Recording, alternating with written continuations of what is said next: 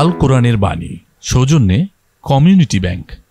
আউযু বিল্লাহি মিনাশ শাইতানির রাজীম।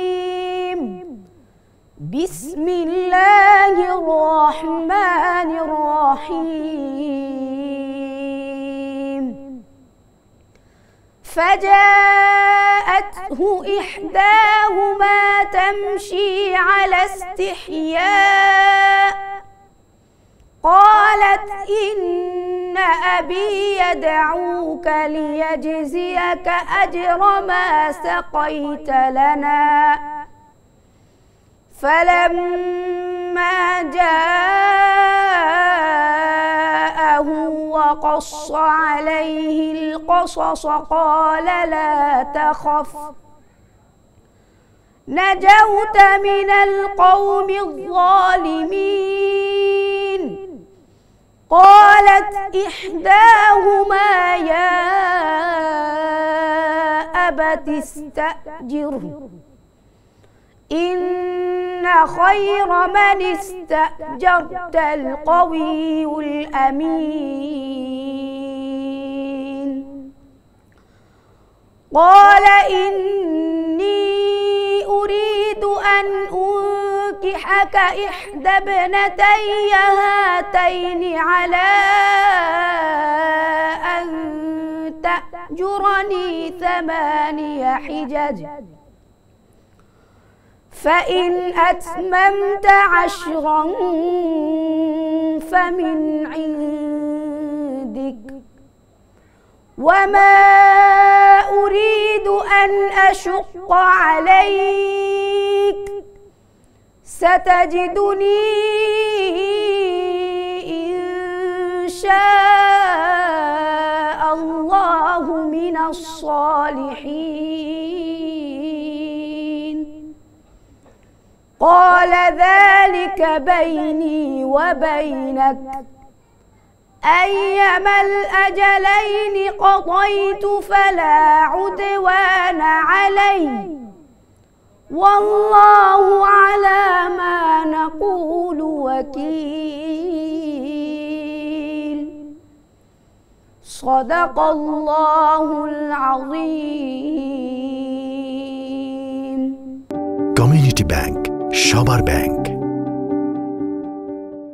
আসসালামু আলাইকুম রহমতুল্লাহি ওয়া বারাকাতুহু। বিসমিল্লাহ ওয়াসসালাতু ওয়াসসালামু আলা রাসূলিল্লাহ ওয়া বা'দ। সূরাতুল কাসাস অত্যন্ত গুরুত্বপূর্ণ একটি সূরা। এই সূরার তেলাওয়াত আমরা শোনাচ্ছি। অসাধারণ এত চমৎকার ঘটনাগুলো আল্লাহ সুবহানাহু ওয়া তাআলা সূরাতুল কাসাসের মাধ্যমে, কাসাস মানে কিসসায়ের বহুবচন আপনারা জানেন, এত চমৎকার ঘটনাগুলো আল্লাহ তাআলা আমাদেরকে জানিয়ে দিয়েছেন যা আমাদের গোটা জীবনকে সত্যিকার অর্থে সবচেয়ে সুখী, সমৃদ্ধ, সফল জীবনে পরিণত করতে পারে। এখানে একটি অসাধারণ ঘটনা আল্লাহ তাআলা আমাদেরকে জানিয়েছেন। তা হলো যখন ফেরাউন মুসা আলাইহিস সালামকে হত্যা করার জন্যে এই রাষ্ট্রীয় ফরমান জারি করে, মুসা আলাইহিস সালাম তখন মিশর থেকে তিনি বের হয়ে তিনি ইরাকের মাদিয়ান নামক জায়গায় এখানে চলে আসেন এবং তিনি এবার একটি গাছের নিচে বসে তিনি ভাবছিলেন যে করণীয় কি, আমি তো দেশ ছেড়ে চলে এসেছি, এখানে কেউ আমাকে চেনে না, খাবো কোথায়, থাকবো কোথায়, করবো কি, তিনি এরকম ভাবনার মধ্যে তিনি আছেন এবং তিনি আল্লাহকে বলেন, আল্লাহ হে আল্লাহ রব্বি ইন্নি লিমা আনজালতা ইলাইয়া মিন খায়রিন ফাকির। আল্লাহ তুমি আমাকে যে কোনো কল্যাণই দাও না কেন, আমি সেই কল্যাণের খুবই মুখাপেক্ষী, তুমিই কেবল আমাকে কল্যাণ দিতে পারো। তিনি ভাবছিলেন, এর মধ্যে তিনি দূরে তাকিয়ে দেখলেন যে দুজন মেয়ে তারা দাঁড়িয়ে আছে, ইয়াং লেডি তারা দাঁড়িয়ে আছেন এবং তাদের হাতে তাদের বকরি, মেষ অথবা ধরুন তাদের ভেড়া, তাদের ক্যাটলসগুলো আছে এবং অন্যরা তাদের প্রাণীগুলোকে পানি পান করাচ্ছে। মুসা আলাইহিস সালাম ভাবলেন এরা এখানে দাঁড়িয়ে আছে কেন, তিনি গেলেন একটু তাদেরকে সাপোর্ট বা হেল্প করা যায় কিনা।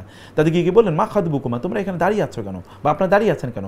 তারা বললেন যে আমাদের বাবা তো খুবই বৃদ্ধ, এখানকার লোকগুলো ছেলে মেয়ে, এখানে যে ছেলেরা আছে এরা খুবই খারাপ, এদের চরিত্র ভালো না, এরা যতক্ষণ পর্যন্ত না যায় ততক্ষণ পর্যন্ত আমরা আমাদের এই গবাদি পশুগুলোকে পানি পান করাই না, এরা চলে গেলে আমরা পানি পান করাই এবং আমরা তখন বাসায় চলে যাই।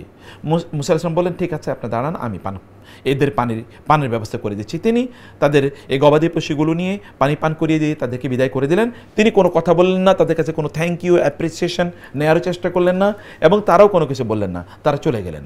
বাবার কাছে গিয়ে বললেন, বাবা বললেন তোমরা এত আগে আজকে কীভাবে আসলে?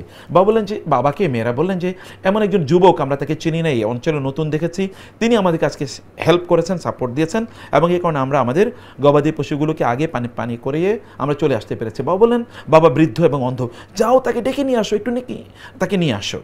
এই যে নারী, এই যে দুজন লেডির মধ্যে, দুজন ইয়াং লেডি, অবিবাহিতা এক যুবতী, এর মধ্যে প্রথম মানে যিনি বড় বোন, দুই বোন, এই বড় বোন কীভাবে আসছিলেন আল্লাহ তাআলা সে কথা এই আয়াতগুলোতে বলেছেন। আল্লাহ তাআলা বললেন যে ওয়াজাআত ইহদাহুমা তামশি আলা ইসতিহইয়াইন, তাদের মধ্যে একজন অর্থাৎ বড় বোনটি খুবই লজ্জাবনত-ভাবে মাথায় কাপড়কে একটু মানে টেনে দিয়ে তারপরে নিচের দিকে তাকিয়ে এসে বললেন, আমার বাবা আপনাকে ডেকেছেন, আপনি যে আমাদের জন্য সার্ভিস দিয়েছেন না, এর জন্য আপনাকে পুরস্কার দেবেন।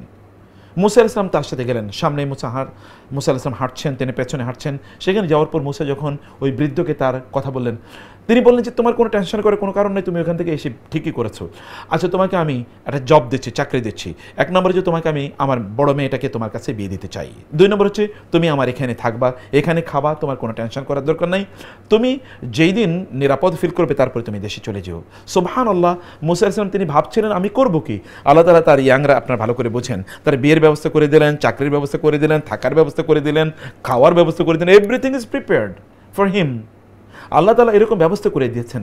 যুবকদেরকে বলি, আপনারা যদি আল্লাহর উপর তাওয়াক্কুল রাখতে পারেন, আল্লাহর কাছে চাইতে পারেন, এবং যদি আপনাদের চক্ষুকে অবনত করতে পারেন, অপ্রয়োজনীয় আপনার যুবতী অথবা নারীদের, বেগানা নারীদের সাথে কথাবার্তা যদি আপনারা না বলেন, আল্লাহ তাআলা এরকম দিনদার, এরকম প্রচণ্ড সম্ভ্রান্ত বংশের নারীদেরকে আল্লাহ তাআলা আপনার স্ত্রী হিসেবে ব্যবস্থা করে দেবেন। এটা আল্লাহ সুবহানাহু ওয়া তাআলার ওয়াদা।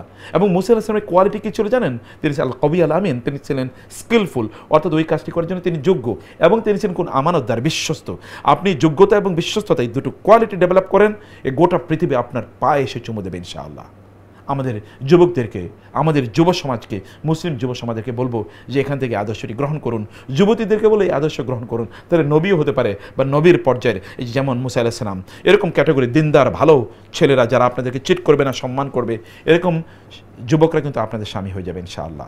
আল্লাহ তাআলা এখান থেকে আমাদেরকে শিক্ষা নিয়ে জীবনযাপন করার তৌফিক দান করুন। আল্লাহুম্মা আমিন। ওয়াসসালামু আলাইকুম ওয়া রাহমাতুল্লাহি ওয়া বারাকাতুহু।